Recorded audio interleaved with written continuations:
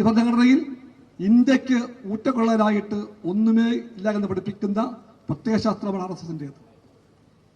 അതുകൊണ്ടാണ് അവർ പറയുന്നത് അവർക്ക് മാത്രമായി ഒരു പ്രത്യേക തരത്തിലുള്ള ഭാരതാംബയുണ്ടെന്ന്.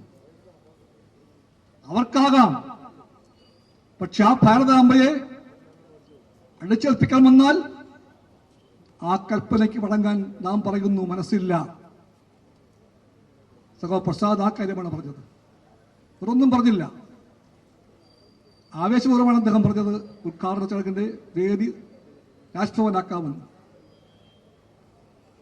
ഉദ്ഘാടകനായിട്ട് വെക്കേണ്ടത് അദ്ദേഹം തന്നെ പറഞ്ഞു, ഗവർണറാക്കാമെന്ന് പറഞ്ഞു.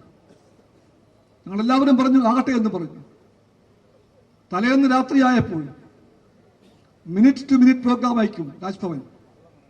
അതിൽ പറയുന്നു ഒന്നാമത്തെ സംഭവം എന്താണെന്ന് വെച്ചാൽ ഭാരതമാതാവിന് മുമ്പിൽ വെളിച്ചം കൊളുത്തിയിട്ട് ഫ്ലോറൽ ട്രിബ്യൂട്ട്സ് പുഷ്പാർച്ചന ചെയ്തുകൊണ്ട് ആരംഭിക്കണമെന്ന് പറഞ്ഞു. എന്താണ് ആ ചിത്രം ചോദിച്ചപ്പോൾ അയച്ചു തന്നു. They were so kind enough. ഔദാര്യപൂർവ്വം അവർ ആ ചിത്രം അയച്ചു തന്നു. ആ ചിത്രം ഇതായിരുന്നു. ഇന്ത്യക്കറിയാത്ത ഏതോ ഒരു ഭൂപടം. ആ ഭൂപടം ഇന്ത്യയുടെ ഭൂപടമല്ല, ഏതോ ഭൂപടം. അത് പശ്ചാത്തലമാണ്. അതിനു മുമ്പിൽ ഒരു സ്ത്രീ നിൽക്കുന്നു, നിൽക്കലിരിക്കുകയാണ്. ആ സ്ത്രീയുടെ ഇരിപ്പിടം ഏതാണ്? ഒരു സിംഹമാണ്. സിംഹത്തെ സിംഹാസനമാക്കിക്കൊണ്ട് ഇരിക്കുന്ന സ്ത്രീ. ആ സ്ത്രീയുടെ കയ്യിൽ ഒരു പതാകയുണ്ട്. മിസ്റ്റർ ഗവർണർ, ആ പതാക ഇന്ത്യൻ പതാകയല്ല. ആ പതാക നാഷണൽ ഫ്ലാഗ് അല്ല.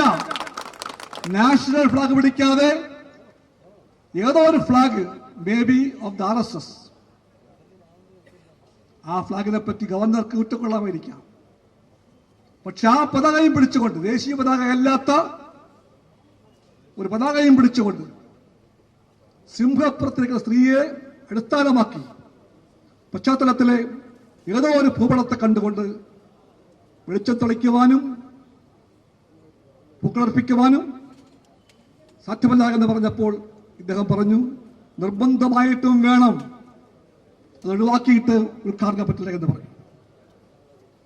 അപ്പോഴും ഗവൺമെന്റ് യുദ്ധം ചെയ്യാൻ പോയില്ല. വേദി മാറ്റി. വേദി ഇവിടെ നിന്ന് മാറ്റി. സെക്രട്ടേറിയറ്റ് ആ സമയത്ത് നടന്നു ആ പരിപാടി. ബഹുമാനപ്പെട്ട ഗവർണർ വന്നില്ല. അദ്ദേഹം ഒഴികെ ബാക്കി എല്ലാവരും വന്നു, സാരമില്ല. ഗവർണർ പക്ഷേ നിശ്ചിത സമയത്ത് ഇവിടെ നടത്തി ഉദ്ഘാടനം അദ്ദേഹത്തിന്റെ രീതിയിൽ. ആരെല്ലാമോ പങ്കെടുത്തു. പക്ഷെ ആ പ്രസംഗം കേട്ടവരെ ഉണ്ടാകുമല്ലോ ഇവിടെ. ജൂൺ 5 ആ ദിനത്തിൽ പ്രാധാന്യം എന്താണ്? പ്രകൃതിയെപ്പറ്റി, പരിസ്ഥിതിയെപ്പറ്റി ലോകമാകെ ചിന്തിക്കുന്ന ദിവസമാണെന്ന്. അതേപ്പറ്റി ഒന്നും പറഞ്ഞില്ല. പരിസ്ഥിതിയെ മറന്നുകൊണ്ട്, പ്രകൃതിയെ മറന്നുകൊണ്ട് അദ്ദേഹം പറഞ്ഞ പ്രസംഗത്തിൽ വിമർശനം മുഴുവനും ആരെപ്പറ്റിയായിരുന്നു?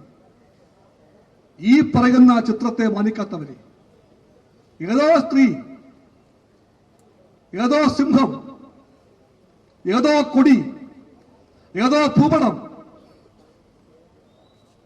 അതിന് വണങ്ങാത്തവരെ പറ്റി പ്രസംഗിക്കുവാൻ വേണ്ടി ജൂൺ 5 മാറ്റുന്നത് വഴി ഗവർണർ ജൂൺ 5 അവഗണിച്ചിരിക്കുകയാണ്. പരിസ്ഥിതിയെ വഞ്ചിച്ചിരിക്കുകയാണ്. പ്രകൃതിയെ അദ്ദേഹം അനാദരിക്കുകയായിരുന്നു. അതുണ്ടായി ഇവിടെ. അതുകൊണ്ടാണ് ഞങ്ങൾ പറഞ്ഞത് പരിസ്ഥിതിയെ മാനിക്കണം, പ്രകൃതിയെ മാനിക്കണം, ഭരണഘടനയെ മാനിക്കണം, രാഷ്ട്രത്തെ മാനിക്കണം, രാഷ്ട്രപതാകയെ മാനിക്കണം, ഭാരതാംബയെ മാനിക്കണം. ഭാരതമാതാവിനെ ഞങ്ങൾ മാനിക്കുന്നുണ്ട്, സംശയമാർക്കും വേണ്ട.